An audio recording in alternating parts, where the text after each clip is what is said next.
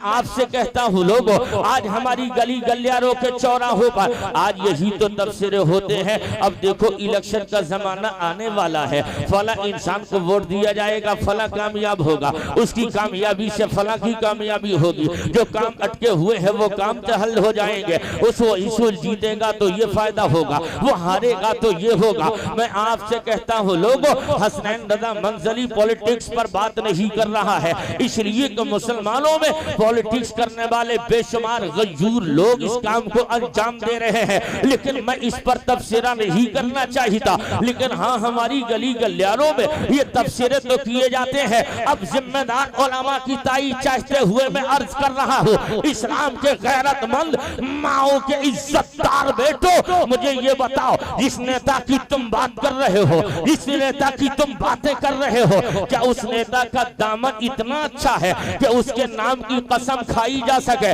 तुम जिस नेता की बात कर रहे हो, क्या उस नेता के बाद उसका कैरेक्टर इतना अच्छा है कि उसकी कसम उठाई जा सके? हाँ मैं आपसे कहता हूँ लोगों, याद रखो, हमारे इस्लाम में एक नेता है जिसके दामन पे जिसका फटा हुआ कुर्ता तो है मगर किरदार पे दाग नहीं है, जिसके कपड़ों पे पैबंद तो लगे हैं, 17 पैबंद लगे हैं, एक चमड़े का पैबंद लगा है, लेकिन किरदार में कोई पैबंद नहीं है। वो कौन है? हिस्ट्री का जायजा लिया तब आपको पता चलेगा। मैं आपसे कहता हूँ इस्लाम के सुन्नी जिंदा दिल मुसलमानों, ये मुस्तफा जाने रहमत का उमर है, मुस्तफा जाने रहमत का उमर है, जिसका किरदार का आलम ये है, पूरी दुनिया जान रही है, ये नबी का उमर है, जिसकी हैबत का आलम ये है, एक करवट लेता है तो कैसर को हिलाता है, दूसरी करवट लेता है किसरा को धूल चढ़ाता है, तीसरी करवट लेता है तो शाहे रूम को और नौशेरवा के गुरूर को खाको खून में तड़पाता है। और यही तक नहीं लोगों, ये मुस्तफा का वो उमर है जिसकी शान ये है 10 साल हुकूमत की है, और उन 10 साल हुकूमत में आपने 1060 शहरों को फतह किया है, 1060 शहरों को, और 4000 मस्जिदें बनवाई है। अब मैं कहता हूँ इस्लाम के प्यारे लोगों, जिसने 4000 मस्जिदें बनवाई हो, उस उमर ने लोगों को कलमा कितना पढ़ाया होगा, कितना इस्लाम कबूल कराया होगा। अब ये 60 शहर 1060 शहर फतह करने वाला और 4000 मस्जिदें बनवाने वाला मुस्तफा का उमर है। अगर कैलकुलेट किया जाएगा तो हर तीसरे दिन एक शहर फतह किया जा रहा है, 4000 मस्जिदें बनवाई जा रही है। अब इन 4000 मस्जिदों की बात ले लो, अब मुस्तफा के गुलाम ने कलमा कितने लोगों को पढ़वाया होगा। ये मुस्तफा जाने रहमत का उमर है, जिसके लिए माइकल हार्ट ने कहा था, मैंने सारी दुनिया के बड़े बड़े लोगों की जिंदगी को पढ़ा। मुस्तफा जाने रहमत के पाकीज़ा गुलामों, तो मैं आपसे ये अर्ज ही कर रहा था, 1060 शहर फतह किए हैं, जिसमें 4000 मस्जिदें बनवाई है। जब पूरी दुनिया के जीनियस लोगों की हिस्ट्री को माइकल हार्ट ने पढ़ा और पढ़ने के बाद वो इस नतीजे पे पहुंचा, वो कहने लगा लोगों, अल्लाह ने इस्लाम को एक उमर दिया था जिसने 10 साल तक हुकूमत की। अगर उमर 10 साल तक और जिंदा रहता तो पूरी दुनिया के अंदर अगर कोई मजहब नजर आता तो इस्लाम नजर आता। बात है, नारे तकबीर, नारे रिसालत, मसलके आला हजरत, वाह वाह। जरा प्यार से बोलो सुभान अल्लाह। अरे जैसा पहले बोल रहा था वैसे ही बुलवा दो, हमें और भी दिल से पढ़ना है। जरा मोहब्बत से बोलो सुभान अल्लाह। ये मुस्तफा जाने रहमत का उमर है, जिसकी शान ये है। अब मैं आपसे और आगे बढ़कर के बात कर रहा हूँ। आप हिंदुस्तान का जायजा ले लो, इसी हिंदुस्तान की मुअज़्ज़ज़ पर्सन शख्सियत जिनको मोहन करमचंद गांधी, मोहन करमचंद गांधी कहा जाता है, इस्लाम की ये पाकी, इस्लाम के मुक़द्दस जियालो, हिंदुस्तान की ये बहुत ही मुअज़्ज़ज़ हस्ती, जिसको गांधी जी के नाम से पूरे हिंदुस्तान के बच्चे बच्चे की जबान पर उनका नाम रहता है। इन्होंने एक मेंबर पर खड़े होके कहा था, ए लोगों, अगर हिंदुस्तान की तरक्की चाहते हो, हिंदुस्तान की कामयाबी चाहते हो, हिंदुस्तान को देखना चाहते हो उरूज पर, तो तुम्हें कुछ और करने की जरूरत नहीं है। अगर तरक्की पर ले जाना है तो किसी और के तरीके पे नहीं, तरक्कियों की मंजिलें ले जाना है तो और के रास्ते पे नहीं, तुम्हें पढ़ना होगा इस्लाम के उमर को, इस्लाम के उमर को पढ़ लो, उसकी तर्ज सियासत पे अमल कर लो, तो ये हिंदुस्तान दोबारा सोने की चिड़िया बनकर जमाने पे छा जाएगा। कहने वाह वाह वाह, ये हिंदुस्तान है। अब आओ लोगों, इस हिंदुस्तान में जब हम आए पैदा ही हुए हैं, हिंदुस्तान की बात कर रहे हैं, ये हमारा मुल्क है, इसके चप्पे चप्पे से हर चीज से हमें प्यार है, हम इसके लिए जान की बात आती है तो हम जान देने के लिए तैयार है। माल की जरूरत पड़ेगी हम माल दे देंगे, औलाद की जरूरत पड़ेगी इस मुल्क के लिए हमारी औलादें हाजिर है। लेकिन याद रखना लोगों, मैं जिस मुस्तफा के उमर की बात कर रहा हूँ, लोग कहते हैं इस्लाम मुस्तफा जाने रहमत का उमर आधी दुनिया पे हुकूमत कर रहा था, आधी दुनिया का बादशाह है उमर, आधी दुनिया का शहंशाह है उमर, और आधी दुनिया के बादशाह। बल्कि सूफिया कहते हैं अगर ये न कहो आधी दुनिया का, बल्कि उमर की हुकूमत का हाल ये है, मिट्टी पे हुकूमत उमर की है, पानी पे हुकूमत उमर की है, हवा पे हुकूमत उमर की है, आग पर हुकूमत उमर की है। आप कहोगे जवाब दे दो मौलाना,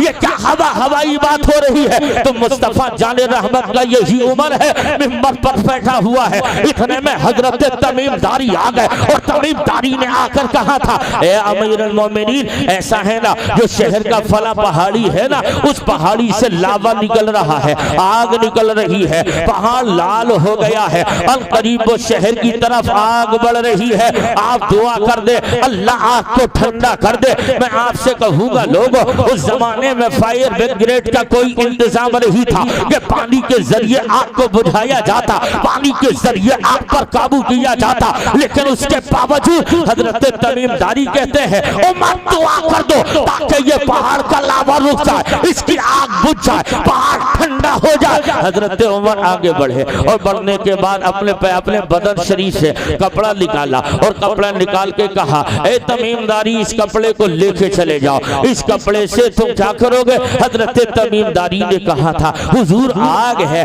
आग है, पूरा पहाड़ चल रहा है, और ये कपड़े का होगा क्या? आप पानी का इंतजाम करते, लेकिन आपने ऐसा कुछ नहीं किया, बल्कि आपने कपड़ा दे दिया। कहा ऐसा है तमीम, इस कपड़े को ले जा, और कपड़ा ले जा करके उस आग की तरफ दिखाना, जिधर जिधर कपड़े का इशारा हो जाएगा वो आग उसी तरफ भागती चली जाएगी। अब मैं कहता हूँ लोगों, इस उमर की बात कर रहे हो, इस उमर की शान को सुन लो, कैसा हुकूमत करने वाला, कैसा बतले जली, कैसा सुल्तान, कैसा अमीर अल मोमिनीन। हजरत तमीम दारी कहते हैं मैं उसी कुर्ते को लेकर आगे बढ़ा, उस पहाड़ी की तरफ गया, जिधर से मैं अपने उस कपड़े का इशारा करता, उधर से पहाड़ी की आग पीछे हटते चली जाती। हालात ये होते चले गए कि जिस तरफ मैं इशारा करता आग उधर होती चली जाती। ऐसा लगता था जैसे डंडे को देखकर जानवर भागता है, उमर के कपड़े को देखकर आग भाग रही थी। और दुनिया वालों को ये मिजाज दे दिया, जब उमर के कपड़े का ये हाल है, उसके कुर्ते से दुनिया की आग से बचा जा सकता है, तो आमिना के लाल के दामने नबूवत में सारी उम्मत को समाया। क्या कहने, नारे तकबीर, नारे रिसालत, मसलके आला हजरत जिंदाबाद।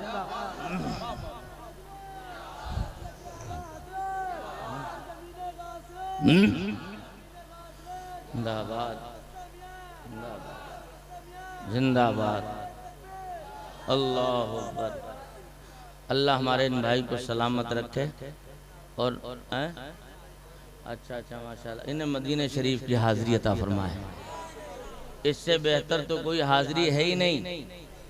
और हर आशिक की तमन्ना यही है, दिखा दे या इलाही वो मदीना कैसी बस्ती है जहाँ पे रात दिन मौला तेरी रहमत बरसती है। आप जफर भाई से पूछो, ये 2 मरतबा मदीने गए हैं, एक बार हज करके आए हैं, एक बार उम्रा करके आए हैं। ये बताएंगे मदीने की अजमतें क्या है, मदीने में किस अंदाज से लोग रहते हैं, मदीने के शब रोज़ कैसे हैं, मदीने की बहारें कैसी हैं, वहाँ की हवाएं कैसी हैं, वहाँ के लोगों का रहन सहन कैसा है, मुस्तफ़ा की गलियों में रहने का मज़ा कितना अच्छा है। आप इनसे पूछो ये बता देंगे। लेकिन मैं अर्ज ये कर रहा था, ये मुस्तफ़ा जान रहमत का उमर है, उमर जिसकी शान ये है, जिसके कपड़े का आलम ये है। और हिस्ट्री का जायजा लो तब मैं आपसे अर्ज ये कर देना चाहता हूँ, ये मदीने की जमीन है, मुस्तफ़ा जान रहमत का मदीना है। और इस मदीने में एक मरतबा ज़लज़ला आ गया तो हज़रत उमर फारूक आज़म अपनी कुर्सी से नीचे उतर गए और अपने पैर को जमीन पे मार के कहते हैं, जमीन ए ज़लज़ला रुक जा, रुक जा।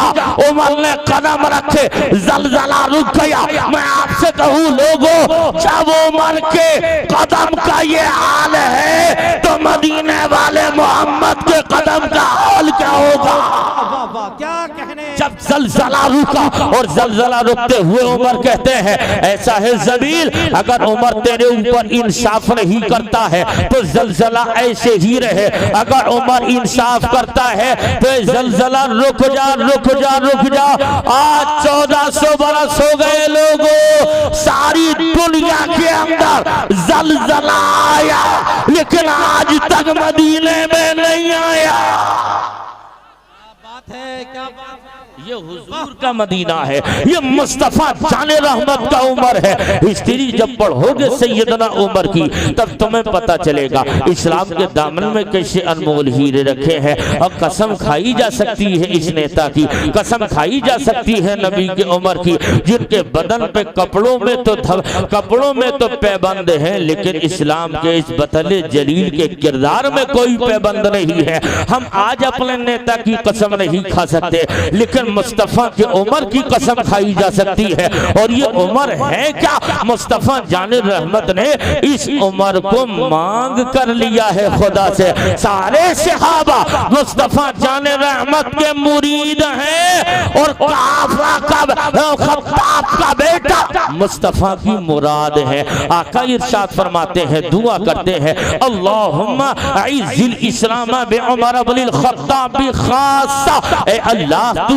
उमर के जरिए इस्लाम को इज्जत अता फरमा दे, उमर के जरिए इस्लाम को ताकत अता फरमा दे, इस्लाम को इज्जत अता फरमा दे। ए लोगों, ईमानदारी से बताओ, इधर मुस्तफ़ा ने दुआ की तो क्या हुजूर की दुआ कबूल नहीं हुई? मुस्तफ़ा जान रहमत की दुआ में कोई कमी रह गई? तो आपसे ये कहेंगे लोगों, मुस्तफ़ा की दुआ का हाल ये है, इजाबत का सेहरा इनायत का जोड़ा, दुल्हन बन के निकली दुआए मोहम्मद। इजाबत ने झुककर गले से लगाया, बड़ी नाज से जब दुआए मोहम्मद। मुस्तफ़ा की दुआ कबूल क्यों ना हुई? और होती भी कैसे ना? हजरत उमर दामने रिसालत में आ गए हैं और जब दामने रिसालत में पनाह ले ली तब मुस्तफ़ा जान रहमत के लिए कलमा पढ़ने के बाद अब यह नबी का उमर आगे बढ़ रहा है और जिंदगी के शबो रोज गुजार रहा है। और उन शबो रोज का हाल ये है, हजरत उमर फारूक आजम है जिनकी जिंदगी पढ़ो तो पता चलेगा इस्लाम में कैसे कैसे लोग हैं, कितनी कुर्बानियां दी हैं तो इस्लाम आया है, कितनी मशक्कतें की हैं तो इस्लाम आया है, कितनी कुर्बानियां पेश की है तो इस्लाम हम तक आया है। इस मुस्तफ़ा के उमर की शान सुन लो, मुस्तफ़ा जान रहमत की मुराद की शान सुन लो। ये वही मुस्तफ़ा का उमर है जिस उमर ने मदीने की गलियों में सैर हो रही थी और उसी मदीने की गलियों में गश्त करते करते नबी का उमर जा रहा है। और जैसे ही उमर जाता रहा, एक बुढ़िया दरवाजे पर बैठी है। उस बुढ़िया ने जैसे ही देखा एक नकाब पोश आ रहा है, साथ में कोई आने वाला आ रहा है। इन्हें देखकर बुढ़िया कहती है, ये देखकर कहती है, रो रही है, कहती है, परवरदिगार मैं तेरी बारगाह में उमर की शिकायत करूंगी। मेरे घर में खाने के लिए नहीं है, मेरे घर में किसी चीज का बंदोबस्त नहीं है, 25 दीनार का मुझ पर कर्जा हो गया है, कोई कमाने वाला नहीं है। हजरत उमर भी रुक गए हैं, साथ में गुलाम असलम भी रुक गया। और उसके बाद में कहा था असलम से उमर ने, इसकी सारी बातें नोट कर लो। अब नोट करते हुए अब हजरत जनाब असलम ने कहा था, खातून क्यों रो रही है? कहा मैं इसलिए रो रही हूँ, इस वक्त में उमर खलीफा है, इस्लाम का अमीर है उमर, उसे हमारा बिल्कुल ख्याल नहीं है, हमारे घर में खाने को नहीं है, बादशाह बना बैठा है, हमारा कमाने वाला नहीं है, वो बादशाह बना बैठा है। जब तुझे जब उसे बादशाहत करना नहीं आती तो मुसलमानों का अमीर इसलिए बन गया है? तो जनाबे असलफ ने कहा था ऐसा है ना, वो तो बादशाह है, तेरे लेने देने से क्या मामला है, तू खाना खाए है या नहीं है उसे क्या मतलब। हजरत से उमर फारूक आदम आगे बढ़े और जाकर के बैतुल माल से 2-3 बोरी गल्ला लिया और उसके बाद घर में जो सालन रोटी पकी है उसको लेकर के आ गए। आने के बाद में हजरत उमर ने खिलाया। जब बुढ़िया शिकम सैर हो गई, 3000 दीनार या 300 दिरहम आपने उस बुढ़िया के हाथ में रखे और कहा था ले तू नजराना, अपना कर्जा भी अदा कर लेना। जब ये सारी बातें हो गई, अब बुढ़िया हाथ उठा के दुआ करती है और कहने लगी ऐ अल्लाह, इसकी जगह उमर ना होता अमीरुल मोमिनीन, ये जवान अमीरुल मोमिनीन होता, उमर की जगह इसे होना चाहिए था। लेकिन उस बुढ़िया को क्या पता, इंसानी भेष में अपना चेहरा हुलिया बदले हुए इस उमर की बात कर रही है, इस उमर को कोस रही है। वो उमर तेरे सामने खड़ा हुआ है। जब सारी बातें होती रही, उसके बाद में से कहा था ए बूढ़ी माँ ऐसा है, उस उमर को माफ कर दे, उस बेचारे को पता कुछ नहीं होगा, उस उमर को माफ कर दे, उस उमर को माफ कर दे। इतने में बुढ़िया झुंझला के बोली ए जवान क्या बात कर रहे हो, भलाई तुमने की है, दुआएं तुम्हें दी जाएंगी, अच्छा काम तुमने किया है तो तुम्हें नेकियां मिलेंगी, दुआ तुम्हारे लिए है। उमर के वकालत क्यों कर रहे हो, उमर की वकालत क्यों कर रहे हो? कहा उमर बड़ा भोला है, बड़ा प्यारा है, उसे एहसास नहीं हुआ होगा, दुनिया के कामों में उलझ गया होगा, उमर को माफ कर दे। अब ये बातें हो ही रही थी। अब ये जवान है, लोगों 18 लाख 22 लाख मुरब्बा मील पे हुकूमत करने वाला उमर, 22 आदि दुनिया का बादशाह, उस बुढ़िया के सामने बिल्कुल बच्चों की तरह, पागलों की तरह रोए चला जा रहा है, इस कदर रो रहा है। ए बूढ़ी माँ माफ कर दे उमर को, माफ कर दे उमर को। और जैसे ही बुढ़िया ने माफ करने की बात कही, चल बेटे तेरे कहने पे माफ कर रही हो। हजरत उमर ने कागज निकाला और कागज निकालने के बाद उस बुढ़िया के हाथ में दिया, कहा ऐसा है इस कागज पे तू लिख दे और अपने साइन कर दे कि मैंने माफ कर दिया। हजरत उमर फारूक आदम ने जब ये तमाम बातें देखी और जैसे ही कागज दिया, उस बुढ़िया ने उस कागज को लिया, कहा बेटे पढ़ना लिखना तो ज्यादा नहीं जानती, लेकिन बता करना क्या है, कहा सिग्नेचर कर दे। इतने में हजरत अब्दुल्ला इब्न मसूद आ गए, मौला अली आ गए और कहने लगे या अमीरुल मोमिनीन, आपसे मिलने के लिए कुछ लोग बैठे हुए हैं और आप यहाँ हैं। जब अमीरुल मोमिनीन का लफ्ज सुना तो जनाबे उमर के नाम सुनकर अब बुढ़िया थर थर कांप रही है। कल तक उमर रो रहे थे, अब बुढ़िया नाम सुनकर कांप रही, कहने लगी ऐसा है उमर, मैं तुझे पहचान न सकी, मैं तुझे पहचान न सकी, मैं तुझे पहचान न सकी। उमर तुझसे डर लगता है, तेरी बोली से डर लगता है, तेरे चेहरे से डर लगता है, तेरी आंखों से डर लगता है, तेरे दोस्त से डर लगता है। उमर माफ कर दे, मैंने बड़ी गलती कर दी। तो हजरत उमर रोते हुए कहते हैं ए माँ, माफी की बात तो ये है, तू मुझे माफ कर दे, जो काम कर रही थी तू वो कर, अपने हाथ को न रो। हजरत अब्दुल्ला इब्ने मसूद है, हजरत मौला अली है और इरशाद फरमाते हैं अली से, हजरत अमीरुल मोमिनीन उमर ने कहा था ऐसा है अली, मेरा इंतकाल पहले होगा, तेरा इंतकाल बाद में होगा, मुस्तफा से मुलाकात पहले मेरी होगी और जब मैं मर जाऊं ना तो मेरे कफन में इसी खत को लिख देना, जब मुस्तफा चले रहमत की बारगाह में हाजिरी हो तो आपका इरशाद फरमाए उमर, मैंने तुझे भोली भाली उम्मत दी थी, तुझे हाकिम बनाया था, तुझे उम्मत दे के आया, किस हाल में उम्मत को छोड़ा तो मैं रब के महबूब की बारगाह में यही रुका दिखा के अर्ज करूंगा या रसूल अल्लाह, आपकी उम्मत की एक बूढ़ी औरत उमर से नाराज हो गई, आका उससे माफी भी लेकर आया हूँ, माफी नामा भी लेके आया हूँ। नारे तकबीर, नारे रिसालत, मसलके आला हजरत उलमाए अहले सुन्नत उर्से सैयदुल फत शामिया, नारे तकबीर। मुस्तफ़ा जान रहमत के प्यारे गुलामों, ये मुस्तफ़ा जान रहमत के उमर की ज़िंदगी है, जिस ज़िंदगी का हाल ये है आपकी हैबत से कैसरो किसरा काँप रहे हैं, आपके चलने फिरने से लोगों के दिलों पे किस कदर हैबत तारी है, आपका नाम सुनकर के लोग काँप रहे हैं। खुद मुस्तफ़ा इरशाद फरमाते हैं, जिस तरफ से मेरा उमर निकलता है उस रास्ते से शैतान हवा छोड़ते हुए भाग जाता है। वो उमर था इस्लाम का।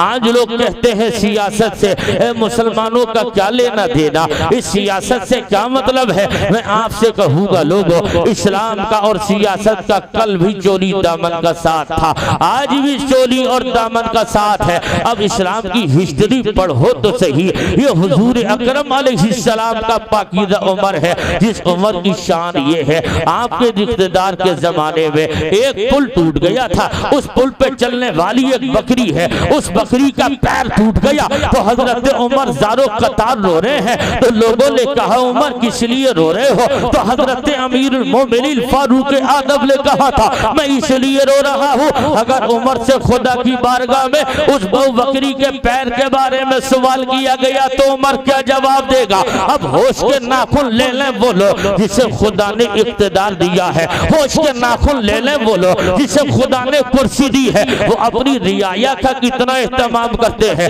अपनी रियाया का कितना एहतराम करते हैं, उनकी कितनी खबर ली जा रही है। हाल हमारा ये है कि अगर ये कुर्सी अगर मिल भी जाती है तो हमारे पास में कल तक तो गुर्बत थी, अब हमारे पास करोड़ों की प्रॉपर्टी जमा हो जाती है, लेकिन ये मुस्तफा का वो उमर जिसके सामने लोग बोल ना सके।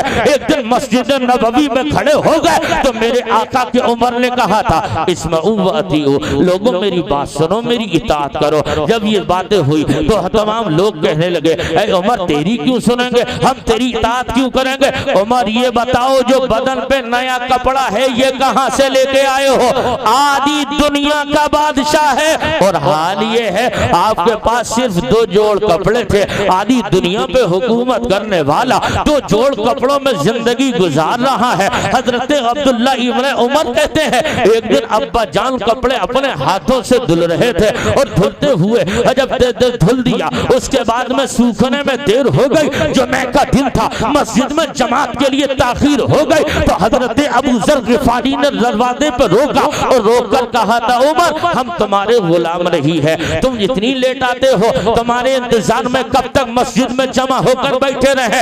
ऐसा है वक्त से आया करो, जिसके सामने किसी के बोलने की सकत और हिम्मत नहीं है, आधी दुनिया का बादशाह है, इस्लाम का बतले जलील है। हजरत उमर कांप गए ये जुमला सुन के, मिंबर पर खड़े हुए, नमाज के बाद लोगों से कहा रुक जाओ, रुक गए सारे के सारे लोग। आपने इरशाद फरमाया ऐ बेटे अब्दुल्ला खड़े हो जाओ, ये बता दो कि मैं ताखीर से क्यों आया। तो हजरत अब्दुल्ला कहते हैं ऐसा है गिरोह सिहाबा अब्बा इसलिए लेट हो गए थे, इनके पास में 1 जोड़ कपड़े हैं और उन कपड़ों को धोकर डाल दिया गया था, सूखने में ताखीर हो गई, जिसकी बदौलत उमर तुम्हारे पास लेट आया है, आइंदा ख्याल रहेगा। मैं कहूँगा लोगों आधी दुनिया पे हुकूमत करने वाला और अपनी जिंदगी कैसे गुजार रहा है, आधी दुनिया पे हुकूमत करने वाला जिंदगी के शब रोज कैसे जी रहा है। और यहाँ तो हाल ये है अगर छोटा सा ओहदा मिले तो हमारे मिजाज बदल जाते हैं,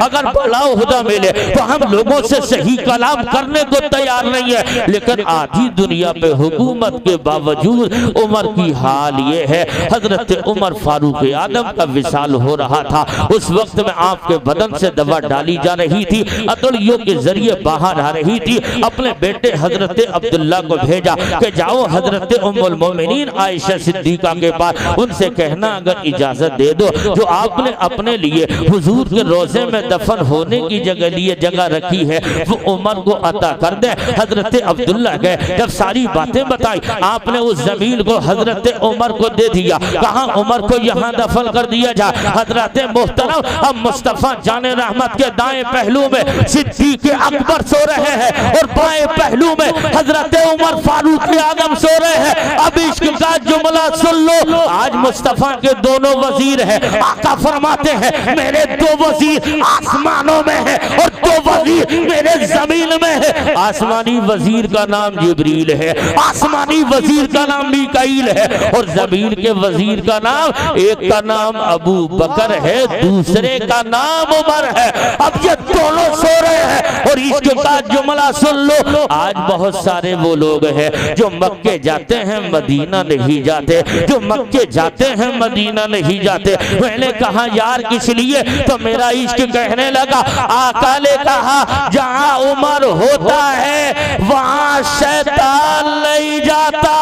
तो पता चल गया मदीने में मुस्तफा को रोजे पर आज बेईमान इसलिए नहीं जाता है, वहां मुस्तफा का उमर लेटा हुआ है, आका का उमर लेटा हुआ है।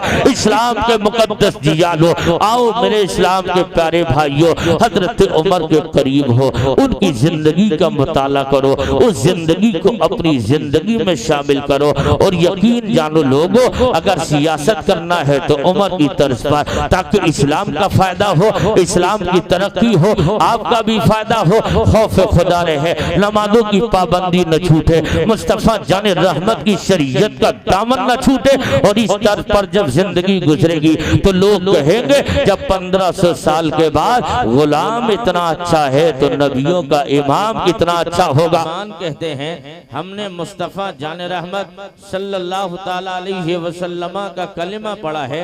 आप यकीन जानिए आपने इस मुसलमान होने के लिए कोई दुआएं नहीं की है, आपने इस्लाम के लिए कोई कुर्बानी पेश नहीं की है। आप तक इस्लाम आया है, बड़ी आसानी के साथ आया है, आपको इस्लाम मिला है, बड़ी आसानी के साथ इस्लाम आप तक पहुंच गया है। इस इस्लाम को आप तक आने के लिए न जाने कितनी कुर्बानियां पेश की गई। मुस्तफा जाने रहमत के गुलामों ने कितने मशक्कत का सामना किया, और उन मशक्कतों का हाल ये है, कभी मुस्तफा जाने रहमत पर कूड़े डाले जा रहे हैं, कभी मुस्तफा जाने रहमत पर खंदक खोदी जा रही है, कभी नबी रहमत अलैहिस्सलाम के कांटो रास्तों में कांटे बिछाए जा रहे हैं। मुस्तफा जाने रहमत के गुलामों पर रातों दिन शबो रोज जुल्म सितम के पहाड़ तोड़े जा रहे हैं। खुद नबी रहमत अलैहिस्सलाम के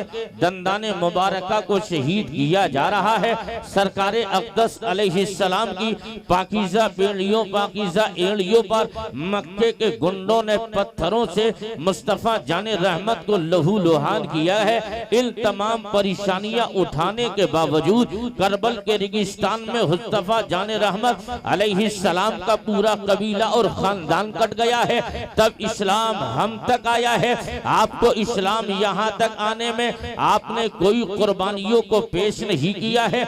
इस्लाम अब यहाँ तक आया है, आपने इस इस्लाम के लिए आपने कभी पेट पर पत्थर नहीं बांधे हैं। इस्लाम आप यहाँ तक आया है, आपने किसी बेटे को इस्लाम के तहफ़्फ़ुज़ के लिए कटवाया नहीं है। आपने इस्लाम के लिए कभी खाना नहीं छोड़ा है। बल्कि हमारा हाल तो ये है, कल हमारे बाप दादा भी मुसलमान थे, हम भी मुसलमान हैं, लेकिन हमने कभी भी इस्लाम के लिए कोई फिक्र नहीं की। हाल हमारा ये है, हम तो कल भी खड़े खड़े खाते रहे, आज भी खड़े खड़े खा रहे हैं, कल भी खड़े खड़े पी रहे थे, आज भी खड़े खड़े पी रहे हैं। कल भी हमारे यहाँ उरियानियत और बेहयाई का नंगा नाच नाचा जा रहा था, आज भी उसी नहज पर जिंदगी के शबो रोज गुजर रहे हैं। मैं आपसे कहता हूँ इस्लाम के मुकद्दस जियालो, मुझे ये बताइए तो सही आपने इस्लाम के लिए क्या किया है। लेकिन आओ इसी हिंदुस्तान की जमीन नहीं बल्कि अरब की पाकीज़ा जमीन का जायजा ले लो। मुस्तफा जाने रहमत को अल्लाह रब्बुल इज्जत ने अरब की जमीन पर भेज दिया,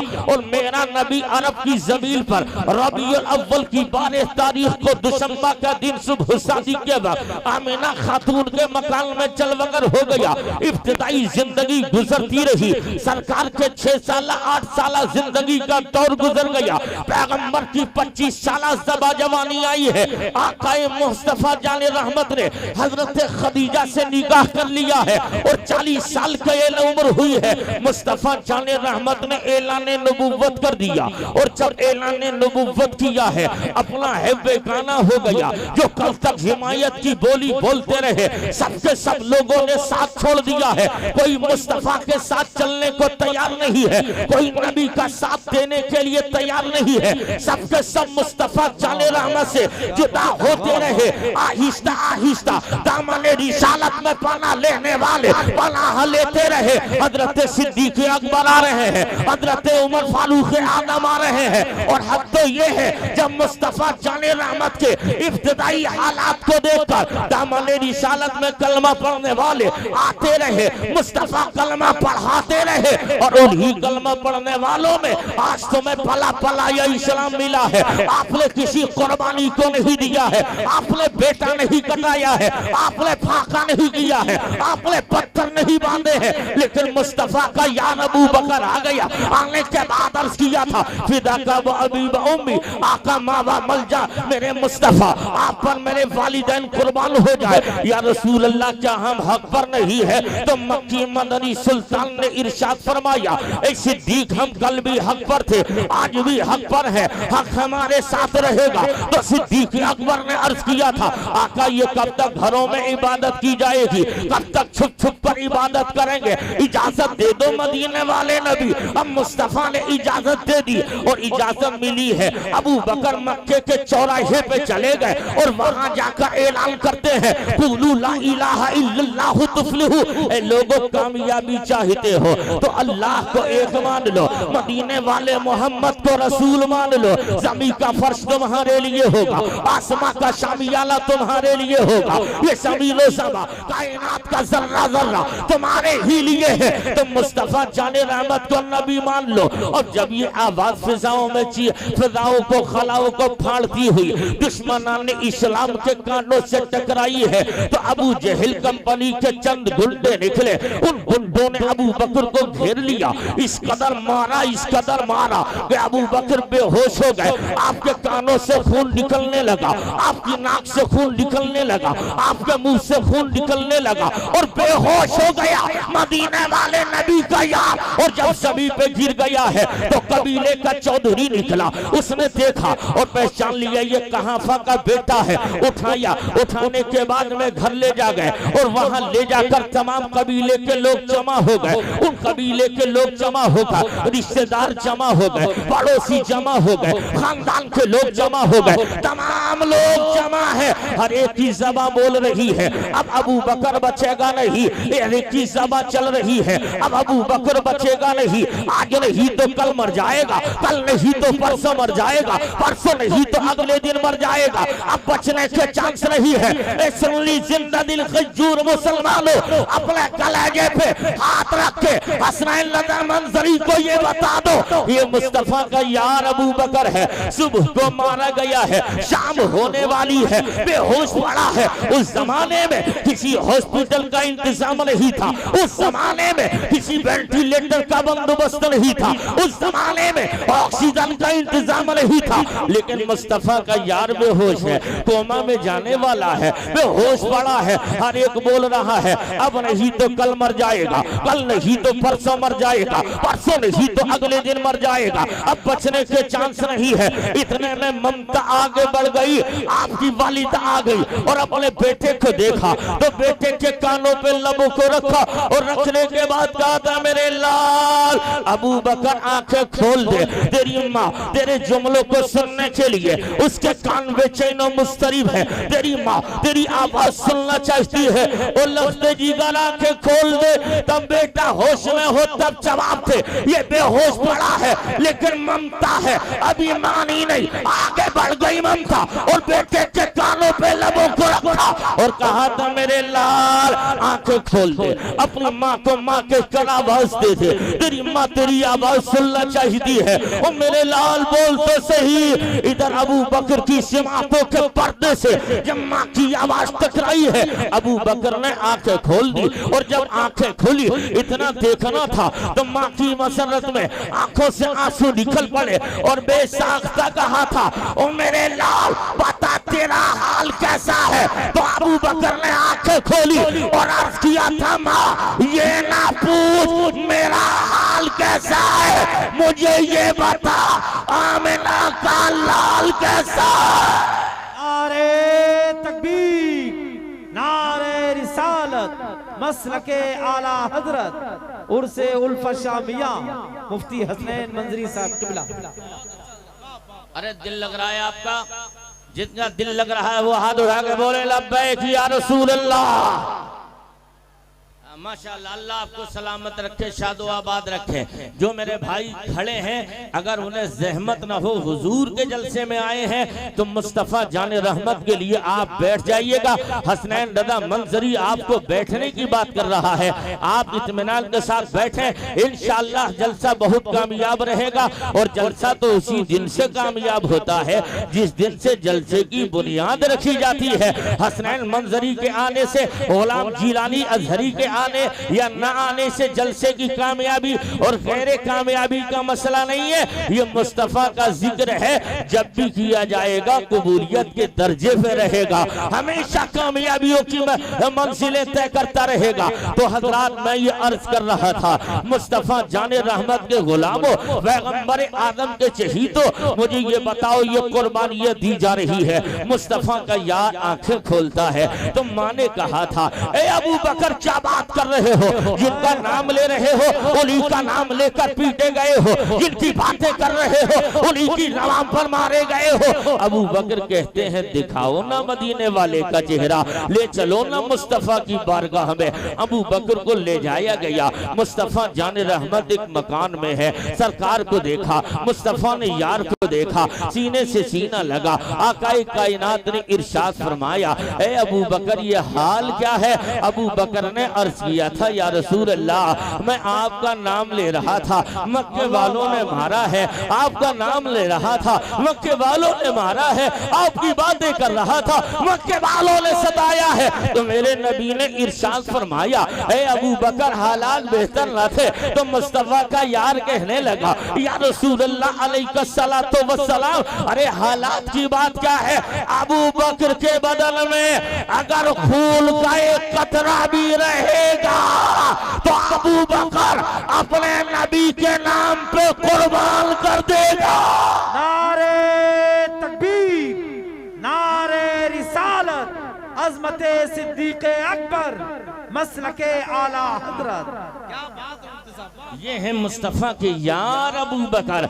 मुस्तफ़ा जाने रहमत के साथ आज भी गुंबदे नूर में सो रहे हैं, सरकार के पहलू में आज भी सो रहे हैं। इनके इंतकाल के बाद इस्लाम का वो खलीफा बतले जलील मैदान अमल में आया है, जिसके बारे में खुद मुस्तफ़ा जाने रहमत ने इरशाद फरमाया था अल्लाहुम्मा अइज़्ज़िल इस्लाम बि उमर इब्नुल ख़त्ताब खासा। ए मेरे मौला इस्लाम की इज्जत के लिए उमर को भी कलमा पढ़ा दे, इस्लाम की इज्जत के लिए उमर को मुसलमान कर दे। अब मैं सारे लोग बुलंद आवाज से कलमा तैयबा पढ़े ला इलाहा इल्लल्लाह मुहम्मदुर रसूलुल्लाह अस्तगफिरुल्लाह अल्लज़ी ला इलाहा इल्ला हुवल हय्युल क़य्यूम व तूब इलैह। खूब की सैर चमन, फूल चुनी शाद रहे, बागबान चाहता हूँ मैं, गुलशन तेरा आबाद रहे। मैं इस्लाम के मुकद्दस जिया लो, मेरे बोलने में लफ्ज़न सहवन अबदन क़स्दन मानन जो गलती हुई अल्लाह की बारगाह में खुली तौबा करता हूँ। अस्तगफिरुल्लाह अल्लज़ी ला इलाहा इल्ला हुवल हय्युल क़य्यूम व तूब इलैह व मा अलैना इल्लल बलाग। अस्सलामु अलैकुम व रहमतुल्लाह। माशाअल्लाह, सुभान अल्लाह। Hello hello.